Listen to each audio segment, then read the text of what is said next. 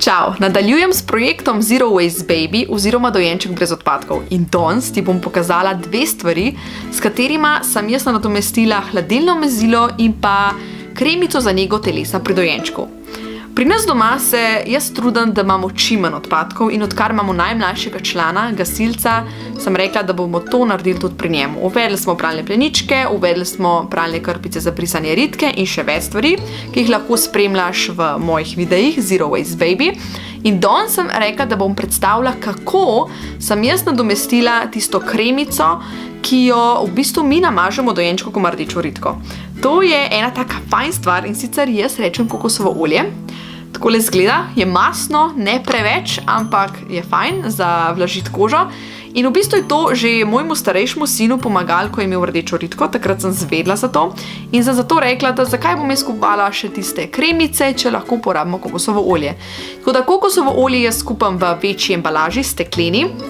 In lahko kupite prek spleta, lahko v fizični trgovini in potem samo prestaviš v eno tako majhno posodico in neseš sabo na letalo, daš v previjalno torbo, kakorkoli že, imaš vedno sabo.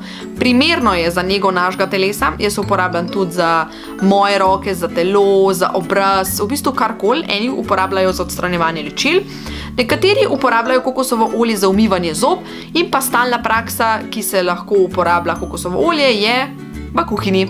Tako da ja, to je to, fajn, kokosovo olje je ena taka res fajn stvar, ki jo imate vedno lahko sabo in je za dojenčke zelo fajn, ker pač lahko tudi to pojemo.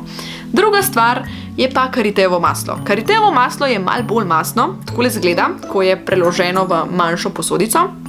In sicer, karitejevo maslo sem pa je začela uporabljati tudi pri starejšem sinu, mojstru, ko je imel atopijski dermatitis. Atopijski dermatitis, pač se veste, no, ne vem, če veste, so pač taki flekci, ko jih imajo otroci, dojenčki na koži in karitejevo maslo je pomagalo, da sva se midva teh flekcev znebila. Tako da karitejevo maslo je od takrat naprej pri nas doma vedno v uporabi. In jemljemo ga sabo tudi povsod, ker spet lahko ga uporabljamo za vlaženje kože, jaz ga uporabljam recimo zvečer, da si namažem obraz, preden grem spat. In take stvari, tako da karitejevo maslo sem jaz uporabljala tudi v nosečnosti. Je pa tako, da sem o karitejevem maslu naredila en mal tak daljši video, tako da če te zanimajo razlike, kakšne vrste karitejevega masla sploh obstajajo, si pogledaj tale video.